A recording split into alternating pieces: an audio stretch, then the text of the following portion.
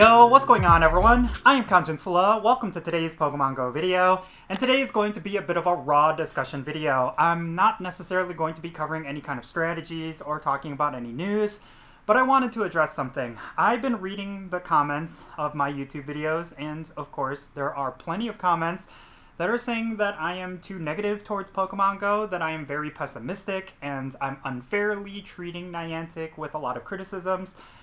And you know, I totally get it. Yeah, a lot of my content has been extremely negative over the past couple of months. I've been actually making an attempt to be more positive this year, but I did not last that long. I mean, there's just always something to complain about with Pokemon Go, and you know, I'm someone that doesn't hold back. I have no connection to Niantic whatsoever. I don't have anything going on with them. I don't have any kind of sponsorships with them. I really am kind of disconnected with that company, so there's no stakes for me to, you know, hold back my words. And that's primarily what causes a lot of you to be very unhappy with my content. I totally recognize that. I mean, there's a lot of people out there who really enjoy Pokemon Go. I myself really enjoy Pokemon Go. I wouldn't be making these videos if I did not enjoy the game. There are plenty of reasons why you should enjoy Pokemon Go right now, and there's plenty of things that Niantic is doing right. But that doesn't necessarily mean they are immune of criticism. I think it's totally fair that if you are enjoying something, that you should also recognize some of the problems with that thing and point them out. And hopefully there's going to be improvements. That's really the whole aim of my videos, that I talk about a lot of the negative things. I'm not trying to criticize Niantic for the sake of criticizing them. I think there's kind of a viewpoint out there that the only reason why I'm so critical towards Niantic is because that brings in the views. That is definitely not true. A lot of the videos that perform poorly are the ones where I'm most critical. I think it's more about just the passion that I have for Pokemon Go. That's how I channel it. I want to see improvements. And if I see something that I perceive as a problem with Pokemon Go, I want to see it get fixed, because ultimately, I want Pokemon Go to last for several more years. I want to continue playing Pokemon Go even into my 50s and 60s, like 20 years from now, I still want to be playing Pokemon Go. And in order for that to happen, I think Niantic really does need to have a good relationship with the Pokemon Go community. Ultimately, that's what it's going to come down to. They can't keep catering to new players. They can't keep, you know, trying to appease shareholders. I think when they have that approach, it's very detrimental for Pokemon Go as a whole. Like, yeah, it's cool that we have a bunch of new features recently, but a lot of those features are not stuff that players have been asking for. And some of them have been really good. Like Biomes, I think, was a huge hit. The avatar customization system was a disaster. The new changes to AR Plus was something that was kind of forgettable. But I thought Biomes was done really well, you know? So I'll give them credit in that regard. But ultimately, I think Pokemon Go is in a place where the community is just not happy about a lot of things, and Niantic has done nothing to address those issues. Just to list some of the problems that I've had with Pokemon Go, like, of course, there's the remote raid pass nerf last year, there's the changes to incense, there's changes to research breakthroughs no longer having legendaries, PvP rewards having legendaries go from 20% of a drop rate to 1%. Like, there's so many problems with Pokemon Go that it does kind of feel like it outweighs a lot of the positive experiences. Yeah, if you do not care about any of this stuff, you're going to have a much more positive experience every single day. But it's really hard to ignore these issues because they're so apparent. And it really feels like, ever since the pandemic, I feel like Niantic has been trying to put Pokemon Go in a place that's going to appease, I don't know, like them, or maybe John Hanke. I really do not know who they're trying to appease with a lot of these changes, because ultimately for me, I feel like Pokemon Go is something that is better experienced when Niantic is focused on the community. They are focused on implementing a lot of changes that the community wants.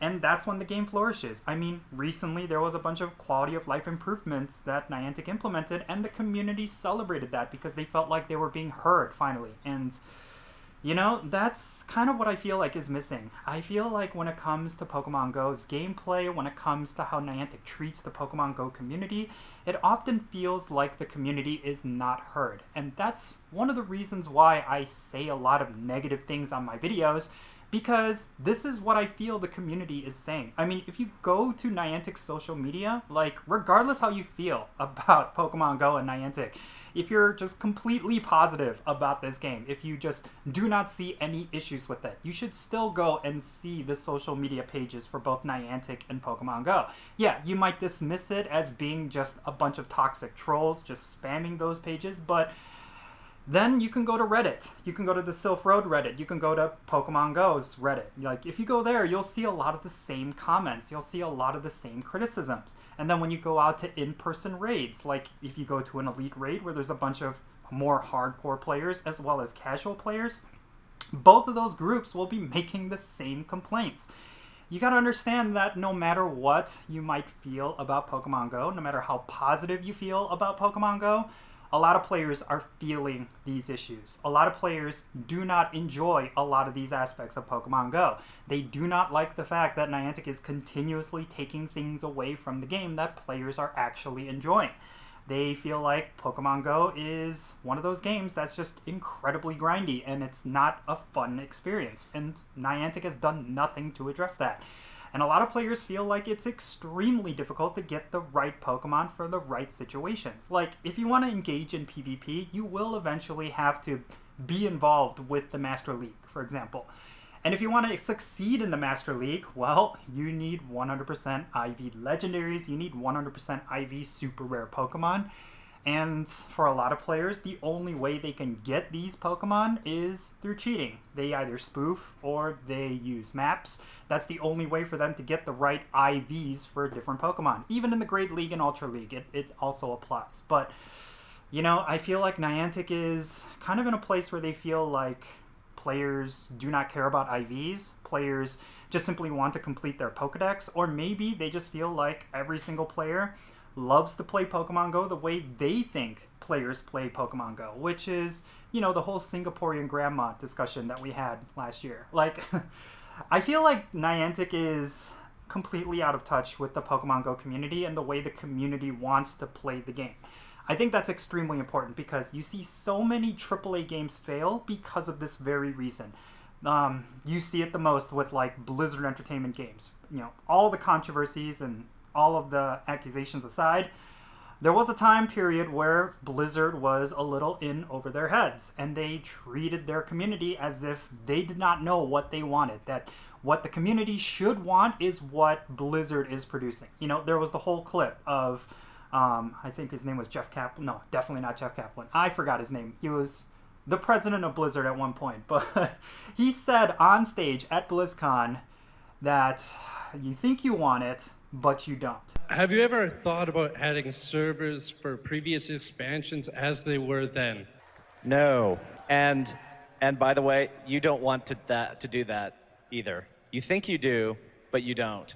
That was a super infamous clip because it just goes to show the attitude that they had towards the WoW community, that World of Warcraft players wanted this. They wanted classic WoW, and Blizzard was like, no, we're not going to give you that, and we think you really do not want that. Like, you think you want it, but you actually do not want it. At the time, I thought it was ridiculous, and even now, I think it's ridiculous. And eventually, Blizzard caved. They actually released WoW Classic, and it was a big success. Yeah, if they just listened to the community initially, they wouldn't have wasted so much time. They wouldn't have wasted so much revenue. And I think that's a lesson that I kind of wish Niantic would learn. That rather than shunning the community in order to, I don't know, create a game that's based on your own philosophies, or maybe the vision that John Hanke or someone in the higher-ups has for Pokemon Go, rather than going that direction, I kind of want them to go the direction of listening to the community. Listening to us as players, thinking about the things that we want as players, and then consider implementing them. I think that's a much better direction that they could go. But yeah, alas, that has not been the case for the past several years. I mean, yeah, they've sprinkled in a couple of good updates, like I mentioned them before. Like, there's the ready button for raids. That was a huge one. There was a lot of nice, interesting things that they did with, I don't know, like general gameplay and catching Pokemon. Like, yeah, there's a lot of cool things that they've added. But it's so far and few between all of the bad decisions that they made. I feel like it's totally valid for anyone to feel very negative about Pokemon Go. And yes, I am still so passionate about this game. I really want it to succeed. I'm not going to be quitting Pokemon Go over any of these negative issues. I don't think the negative issues themselves are enough to kill Pokemon Go unless eventually they just start adding up until they get to a point where they're going to kill Pokemon Go. But as of right now, I still feel positive about the game, and I am looking forward to Pokemon Go Fest and all the content that's going to be introduced then. But at the same time, I think it's totally valid to have constructive criticisms of Pokemon Go. If you like something, you should never see it as a perfect thing. There's going to be flaws in every good thing. One of the things that I feel makes a product perfect is the amount of growth that goes into that product. Yeah, I just want Pokemon Go to succeed. That's ultimately my final message on this matter. But in any case, yeah, this was just all my thoughts and opinions regarding all this. I enjoy Pokemon Go, but I'm not 100% satisfied with it. I guess that's the best thing I could say about it. But let me know your thoughts regarding everything that I talked about down below. How do you feel about Pokemon Go? Because I see it in the comments. There's definitely a split. There's some of you who love Pokemon Go and think there's absolutely no issues with it, and you've bought into everything that Niantic is doing.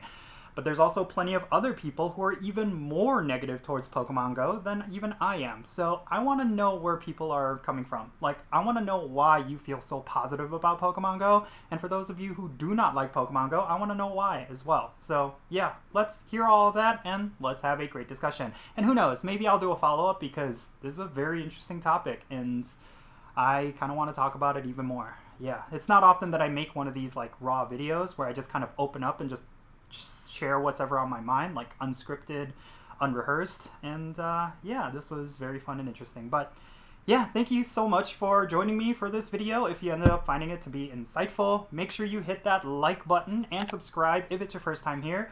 And also don't forget that little bell so you can stay up to date on whenever I upload videos. And I want to give a quick shout out to every single patron on my Patreon. You all make this channel content possible. If you want to support the Jinsula channel, of course, the best way you could do so is by joining my Patreon.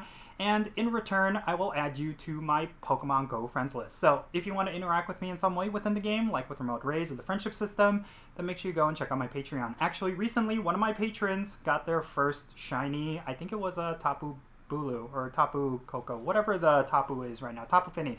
Or was it Regirock? I actually do not remember. But they messaged me and they said they got their very first one through one of my remote raids. So there you go. If you want to raid with me, join my Patreon. And of course, there's the alternate way to support my channel, and that is to join me on social media. Go to any of the platforms that you see on screen, find me, my handle is @Jinsula, and make sure you go and follow me there. So yeah, in any case, that's going to be it for this video. I'm Jinsula. Be safe, have fun, love yourself, and I'll catch you all later.